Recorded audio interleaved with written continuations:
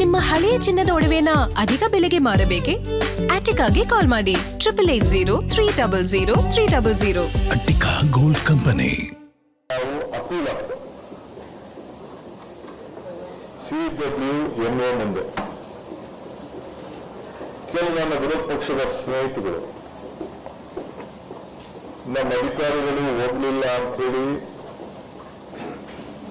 ಪಾಪ ಅವರ ಆರೋಪಗಳನ್ನು ಕೂಡ ಮಾಡಿದ್ರು. ನಾನು ಅವ್ರಿಗೇನು ಉತ್ತರ ಕೊಡುವಂತ ಅವಶ್ಯಕತೆ ಇಲ್ಲ, ಆದರೆ ರಾಜ್ಯದ ಜನತೆಗೆ ತಿಳಿಸಬೇಕಾದ ನನ್ನ ಅವಶ್ಯಕತೆ ಇದೆ. CWRC ಮುಂದೆ ನಮ್ಮ CNL MD ಅವರು ಸದಸ್ಯರಾಗಿರ್ತಾರೆ. ಅವ್ರ ಜೊತೆಗೆ ಕೆಲವೊಬ್ಬರು ಅಡ್ವೈಸರ್ಸ್ ಕೂಡ ನಾವು ಕಳಿಸಿರ್ತೀವಿ. ಅವ್ರ 3 ಜನನು ಕೂಡ ಪಾರ್ಟಿಸಿಪೇಟ್ ಮಾಡಿ ಅವ್ರು ಏನು ವಾದವನ್ನು ಮಂಡಿಸಬೇಕು ಮಂಡನೆ ಮಾಡಿದ್ದು ಎಲ್ಲ ವಾದಗಳು ಕೂಡ ದಾಖಲೆಗಳಿವೆ. ಅದಾದ್ಮೇಲೆ ನಿನ್ನೆ ಕೂಡ ಅಪೀಲ್ ಮಾಡಿದೆ. ಅವತ್ತು ಯಾರು ಬಸವರಾಜ ಬೊಮ್ಮಾಯಿಯವ್ರ ಹತ್ರ ಅಡ್ವೈಸರ್ ಇದ್ರು ಅವ್ರನ್ನ ಇನ್ನೂ ನಾವು ಇಟ್ಕೊಂಡಿದ್ವಿ. ಅವರು ಕೂಡ ಪಾರ್ಟಿಸಿಪೇಟ್ ಮಾಡಿದ್ರು. ಅವರೆಲ್ಲ ಸಲಹೆಗಳು ಕೂಡ ಅವರೆಲ್ಲ ಕೊಟ್ಟಿದ್ದಾರೆ. ನಿನ್ನೆ ಈ ಆಡಳಿತನ ನಮಗೆ ಸ್ವಲ್ಪ ಕಡಿಮೆ ಮಾಡಿ, ಸ್ವಲ್ಪ ಟೈಮ್ ಕೊಡಿ, ಡೆಫರ್ ಮಾಡಿ ಅಂತ ಹೇಳಿ ನಾವು ಕೂಡ ಮನವಿ ಮಾಡಿದ್ದೇವೆ. ಅವರಿಲ್ಲ ನಮ್ಗೆ ಇನ್ನೂ ಜಾಸ್ತಿ ನೀರು ಬರ್ತಾ ಇದೆ, ನಮ್ಗೆ ಬಿಡಬೇಕು ಅಂತೇಳಿ ತಮಿಳುನಾಡು ಕೂಡ ಬಹಳ ಪ್ರಬಲವಾದಂತ ವಾದ. ನಮ್ಮ ಅಧಿಕಾರಿಗಳು ನನಗೆ ಬಹಳ ಸಮಾಧಾನಕರ ರೀತಿಯಲ್ಲಿ ನಮ್ಮ ಪ್ರಿನ್ಸಿಪಲ್ ಸೆಕ್ರೆಟರಿ CWMA ಮುಂದೆ ಏನು ಸದಸ್ಯರಿರ್ತಾರೋ ಅವರನ್ನೇ ಖುದ್ದಾಗಿ ನಾನು ಭಾಗವಹಿಸಲಿಕ್ಕೆ ನಾನು ಕಳಿಸ್ಕೊಟ್ಟಿದ್ದೆ, ವರ್ಷಗಳಲ್ಲೂ ಬೇಡ ಅಂತೇಳಿ. ನಮ್ಮ ಅಡ್ವೊಕೇಟ್ ಜನರು ಕೂಡ ಆ ಮೀಟಿಂಗ್ ಅಲ್ಲಿ ಪಾರ್ಟಿಸಿಪೇಟ್ ಮಾಡಿದ್ದಾರೆ. ಮಾಡಿ ಕೊನೆಗೆ ಅವರು ಕೂಡ ವಾದವನ್ನ ನಮ್ಮ ACS ಅವರು ಕೂಡ ಅದಕ್ಕೆ ಸಂಬಂಧಪಟ್ಟಂತ ಒಳ್ಳೆ ವಾದವನ್ನು ಕೂಡ ಅವರು ಮಂಡಿಸಿದ್ದಾರೆ. ಅವರು ಏನು ತೀರ್ಮಾನ ಕೊಟ್ಟಿದ್ದಾರೆ, ನಿಮ್ಗೆ ನಾವು ಕೊಟ್ಟಿದ್ದೇ ಕಡಿಮೆ, ನಿಮ್ಗೆ ಪ್ರತಿದಿನ ಇಷ್ಟು TMC ಹೊರವರು ಬರ್ತಾ ಇದೆ, ನಾವು ಯಾರು ಮುಚ್ಚಿಡಕ್ಕಂತೂ ಆಗಲ್ಲ. ಎಷ್ಟು ಹೊರವರು ಬರ್ತಾ ಇದೆ ಅನ್ನೋದನ್ನ ನಾವು ಯಾರು ಕೂಡ ಅದನ್ನ ಹೇಗೆ ಅರ್ಥ KRS ಇದೆ, ಕಬಿಲೂ ಇದೆ, ಆರೆಂಜಲ್ಲೂ ಇದೆ ಮತ್ತು ಹೇಮಾವತಿಲೂ ಹೋಗಿದೆ, ಗೇಜ್ಗಳಂತೂ ಇದೆ. ಸೊ ಈಗಾಗಲೇ ಹಾರಂಗಿ 95% ತುಂಬಿದೆ, ಕಬರಿ 93% ಸ್ಟೋರೇಜ್ ಇದೆ, KRS 36% ಇದೆ, ಆರಂಗಿ 67% ಇದೆ. ಈ ಮೀಟರ್ನ ಹಾರಂಗಿ 95%, ಕಬರಿ 83%, KRS 36%, ಹೇಮಾವತಿ 67%. ಇಷ್ಟು ನೀರು ಇದೆ. ಇದು ನಾವು ಏನು ಹೆಚ್ಚು ಕಮ್ಮಿ ಮಾಡೋಕ್ಕಾಗಲ್ಲ. ಮೀಟ್ರು ನೀವು ಅಧಿಕಾರಿಗಳು ಅಲ್ಲಿ ಯಾರಾಗಲಿ ಹೋಗಿರ್ತಾರೆ, ದಾಖಲೆಗಳು ಸೆಂಟ್ರಲ್ ಗೌರ್ಮೆಂಟ್ ಹತ್ತಿದೆ, ತಮಿಳುನಾಡು ಹತ್ತಿದೆ, ಮಾಧ್ಯಮದವ್ರ ಹತ್ತಿದೆ, ಎಲ್ಲರ ಜೊತೆ ಈ ದಾಖಲೆ ಇದೆ. ಪ್ರತಿದಿನ 15 TMC ಬಿಡಬೇಕು ಅಂತೇಳಿ ಈಗೇನು 3,500 ಆದೇಶ ಕೊಟ್ಟಿದ್ದಾರೆ. ಅಂದ್ರೆ 15 ಜನಕ್ಕೆ 4.56 TMC ಬಿಡಬೇಕು ಅಂತ ಮಾರ್ಗದರ್ಶನ ಕೊಟ್ಟಿದ್ದಾರೆ.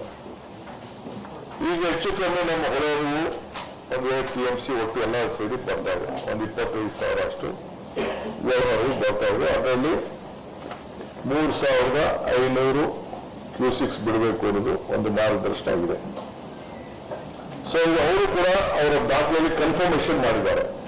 CWRC ಮತ್ತು CWMA ಇಬ್ಬರು ಕೂಡ ಇಷ್ಟು ಒಳವರೆಗೂ ನಿಮಗೆ ಬರ್ತಾ ಇದೆ ಅನ್ನೋದನ್ನ ಅವರು ದಾಖಲೆಯಲ್ಲಿ ಕನ್ಫರ್ಮ್ ಮಾಡಿದ್ದಾರೆ. ನಿಮಗೆ ಕಡಿಮೆ ಇದೆ ಅಂತ.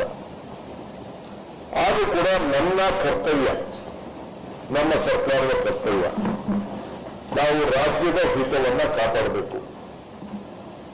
ನಾನು ನನ್ನ ಕಷ್ಟ ಕಾಲದಲ್ಲಿ ನಮ್ಮ ರೈತರ ಪರಿಸ್ಥಿತಿ ಏನಿತ್ತು ಅಂತ ನನಗೆ ಅರಿವಿದೆ. ನಾನು ಅದನ್ನು ಬಿಚ್ಚಿ ಮಾತಾಡಕ್ಕೆ ಹೋಗುದಿಲ್ಲ. ಯಾರಿಗೇನು ರಕ್ಷಣೆ ಮಾಡಬೇಕು ಆ ರಕ್ಷಣೆ ಮಾಡ್ಕೊಂಡು ಬಂದಿದ್ದೇವೆ. ಈ ವರ್ಷನೂ ಕೂಡ ನಾನು ನಮ್ಮ ಶಾಸಕರ ಹತ್ರ ಸಭೆ ಕರೆದು ಅವ್ರ ಹತ್ರ ಕೂಡ ರಾಮಲಿಂಗಾರೆಡ್ಡಿಯವರು ಮಾತಾಡಿ ಅವ್ರಿಗೆ ಏನು ರಕ್ಷಣೆ ಮಾಡಬೇಕು ನಾವು ಮಾಡಿದ್ದೇವೆ. ಕುಡಿಯೋ ನೀರು ಏನು ರಕ್ಷಣೆ ಮಾಡಬೇಕು ಮಾಡಿದ್ದೇವೆ. ಕೆರೆಗಳ ತುಂಬಿಸುವಂತ ನೀರು ಏನ್ ಮಾಡಬೇಕು ಮಾಡಿದ್ದೇವೆ. ಕಾಂಗ್ರೆಸ್ ಸರ್ಕಾರ ಯಾವಾಗಿದೆ ಬಂಗಾರಪ್ಪನವ್ರ ಕಾಲದಿಂದ ಹಿಡಿದು ಇಲ್ಲಿವರೆಗೂ ಎಸ್.ಎಂ. ಕೃಷ್ಣ ಸರ್ಕಾರ ಇರ್ಬೋದು, ಸಿದ್ದರಾಮಯ್ಯ ಕಾಲ ಇರ್ಬೋದು, ಎಲ್ಲ ಸಂದರ್ಭದಲ್ಲೂ ಕೂಡ ನಾವು ಈ ರಾಜ್ಯದ ಹಿತಕ್ಕೆ ಎಲ್ಲ ತರದ ರಕ್ಷಣೆಗೆ ನಾವು ನಮ್ಮ ಬದ್ಧತೆಯನ್ನು ನಾವು ತೋರಿಸ್ಕೊಂಡು ಬಂದಿದ್ದೇವೆ. ಇವತ್ತು ಕೂಡ ನಾನು ರಾಜ್ಯದ ಹಿತವನ್ನ ಕಾಪಾಡಬೇಕಾದ್ದು ನನ್ನ ಕರ್ತವ್ಯ ಇದೆ. ನಮ್ಮ ಸರ್ಕಾರದ ಬದ್ಧತೆಯನ್ನು ಕೂಡ ಈಗಾಗಲೇ ನಾವು ವ್ಯಕ್ತಪಡಿಸಿದ್ದೇವೆ. ಅವರು ಆದೇಶ ಕೊಟ್ಟ ತಕ್ಷಣ ನಾವು ಅದಕ್ಕೆ ಒಪ್ಪೆ ನಾವು ಅಪೀಲ್ ಹೋಗಿದ್ದೇವೆ. ಈಗ ನಮ್ಮೆಲ್ಲ ವಿರೋಧ ಪಕ್ಷದ ನಾಯಕರಿಗೂ ಕೂಡ ಅನೇಕ ಸಲಹೆಗಳನ್ನು ಮಾಧ್ಯಮದಲ್ಲಿ ಕೊಟ್ಟಿದ್ದಾರೆ. ಇದಾದ ಮೇಲೆ ನಾವು ಅಪೀಲ್ ಹೋಗಿನ ಮುಂಚಿತವಾಗಿ ನಾನು ನಮ್ಮ ಕೇಂದ್ರದ ಆಲ್ ಪಾರ್ಟಿ ಮೀಟಿಂಗ್ ಅನ್ನು ಕೂಡ ಕರೆದಿದ್ದೆ. ನಾನು MPs ಮೀಟಿಂಗ್ ಕರೆದಿದ್ದೆ.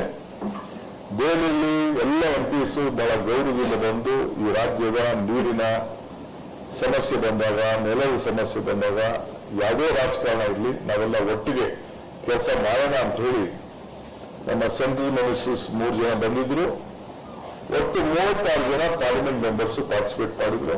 ನಾನು ಡಾಕ್ಟರ್ ಪರಮೇಶ್ವರ್ ಅವರು ಮತ್ತು 6 ಜನ ಮಿನಿಸ್ಟರ್ಸ್, ಒಟ್ಟು 8 ಜನ ನಾವು ಹೋಗಿ ಪಾರ್ಟಿಸಿಪೇಟ್ ನಾವು ನಮ್ಮ ಆಹ್ವಾನಕ್ಕೆ ಬಂದಿದ್ರು.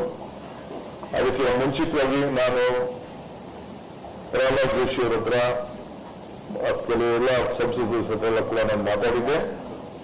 ಅವರು ಕೂಡ ಬಂದಿದ್ರು. ಇದನ್ನು ಅಪೀಲ್ ಮಾಡೋಕ್ಕಿಂತ ಮುಂಚಿತವಾಗಿ ಅಪೀಲ್ ಕಾಪಿನೂ ಕೂಡ ನಾನು ಪ್ರಹ್ಲಾದ್ ಜೋಶಿ ಮತ್ತು ಸೋಮಣ್ಣವ್ರಿಗೆ, ಶೋಭಾ ಕುಂಜೆ ಎಲ್ಲರೂ ಕೂಡ ನಾನು ಕಳಿಸ್ಕೊಟ್ಟಿದ್ದೆ. ಅವರು ಕೂಡ ಅವರ ಪ್ರಯತ್ನವನ್ನ ಅವರು ಮಾಡಿದ್ದಾರೆ. ಬಹಳ ಪ್ರಾಮಾಣಿಕವಾಗಿ MPs ಹತ್ರ ನಮ್ಮ ಎಲ್ಲ ದಾಖಲೆಗಳನ್ನ ಮಾಹಿತಿಯೆಲ್ಲ ಪಡ್ಕೊಂಡು ಅವರು ಕೂಡ ಸೆಂಟ್ರಲ್ ಮಿನಿಸ್ಟರ್ ಮೇಲೆ ಏನು ಒತ್ತಡ ತರಬೇಕು ತಂದಿದ್ದಾರೆ. ಆಮೇಲೆ CWMA ನಿನ್ನೆ ಇಲ್ಲ ಅವ್ರಿಗೆ ನಿಮ್ಗೆ ಕೊಟ್ಟಿರೋದು ನಾವು ಇದನ್ನು ನಾವು ಹಿಂತೆಗೆದುಕೊಳ್ಳೋಕ್ಕಾಗೋದಿಲ್ಲ, ನೀವು ಇದನ್ನು ಇಂಪ್ಲಿಮೆಂಟ್ ಮಾಡಬೇಕು ಅಂತ ಹೇಳಿದ್ದಾರೆ. ಇವತ್ತು ಇನ್ಫ್ಲೋ ಸ್ವಲ್ಪ ನಮಗೆ ಒಳ್ಳೆಯ ವಾತಾವರಣ ಕಾಣ್ತಾ ಇದೆ. 2-3 ದಿನದಿಂದ ನಮಗೆ ವಾತಾವರಣ ಕಾಣ್ತಾ ಇದೆ. ಸೊ ಇದು ತಮಿಳುನಾಡವರು 9.94 TMC ಡಿಸ್ಟ್ರೆಸ್ ಫಾರ್ಮುಲಾ ಬಿಡಬೇಕು ಅಂತೇಳಿ ಅವ್ರದ್ದು ಮನೆ ನಮ್ಮ ಕೇಂದ್ರ ಮಂಡಳಿಯಲ್ಲಿ ಇತ್ತು. ಸೊ ಅದ್ರ ಪ್ರಕಾರ 4 TMC ಅಂದ್ರೆ ಡಬಲ್ ಕೇಳಿದ್ರು. ಅದು ಕಡಿಮೆ ಕೊಟ್ಟಿದ್ದಾರೆ, ಅವರು ಅರ್ಧ ಕೊಟ್ಟಿದ್ದಾರೆ. ಈಗ ನಾವು ಇದನ್ನು ಕೂಡ ಮುಂದೆ ನಿನ್ನೆ ಏನು ನಮ್ಗೆ ಆದೇಶ ಬಂದಿದೆ, ನಮ್ಮ ವಾಹನ ಒಪ್ಪಿದ ಆದೇಶ ಬಂದಿದೆ. ಇದು ವಿಚಾರ ಚರ್ಚೆ ಮಾಡಲಿಕ್ಕೆ ನಾನು ಆಲ್ ಪಾರ್ಟಿ ಲೀಡರ್ಸ್ನ ಕರೆಸಿದ್ದೇನೆ, ಆಹ್ವಾನ ಕಳಿಸಿದ್ದೇನೆ. ಎಲ್ಲ ಮಾಜಿ ಮುಖ್ಯಮಂತ್ರಿಗಳು ಕೂಡ ನಾನು ಬರಬೇಕು ಅಂತೇಳಿ ರಿಕ್ವೆಸ್ಟ್ ಮಾಡಿದ್ದೀನಿ. ಆ ಭಾಗದ ಸಂಸತ್ ಸದಸ್ಯರಿಗೆ, ಸೆಂಟ್ರಲ್ ಮಿನಿಸ್ಟರ್ಸ್ಗೆ ಮತ್ತು ನಮ್ಮ ಕೆಲವು ಮಂತ್ರಿಗಳಿಗೆ ಅದು ಕೂಡ ನಾನು ಆಹ್ವಾನವನ್ನು ಕೂಡ ನಾನು ಕಳಿಸಿದ್ದೇನೆ. ನಾಳೆ 11 ಗಂಟೆಗೆ ನಮ್ಮ ರಾಜ್ಯದಲ್ಲಿ ಭಾನುವಾರ ನಾಳೆ ಪ್ರೈಮ್ ಮಿನಿಸ್ಟರ್ ಬರ್ತಾ ಇದ್ದಾರೆ. ಸೊ ಅವರು ಮೈಸೂರಿಗೆ ಬರ್ತಾ ಇದ್ದಾರೆ. ಸೊ ಅದಕ್ಕೆ ನಾನು ಸಂಡೇ ಅದಕ್ಕೆ ಫಿಕ್ಸ್ ಮಾಡಿದ್ದೇನೆ. ನಮ್ಮ ಲೀಗಲ್ ಟೀಮ್ ಹತ್ರ ಕೂಡ ಈಗಾಗಲೇ ನಾನು, ಪರಮೇಶ್ವರ್ ಅವರು ಮತ್ತು ನಮ್ಮ ರಾಮಲಿಂಗಾರೆಡ್ಡಿಯವರು ಆಲ್ ಲೀಡರ್ಸ್ ಸಂಬಂಧಪಟ್ಟಂತ ಲೀಗಲ್ ಲೀಡರ್ಸ್ ಏನಿದ್ದಾರೆ ಮತ್ತು ನಮ್ಮ ಬ್ಯೂರೋಕ್ರಸಿ ಏನಿದೆ ಅವರ ಹತ್ರ ಎಲ್ಲ ಕೂಡ ಚರ್ಚೆ ಮಾಡಿದ್ದೇನೆ.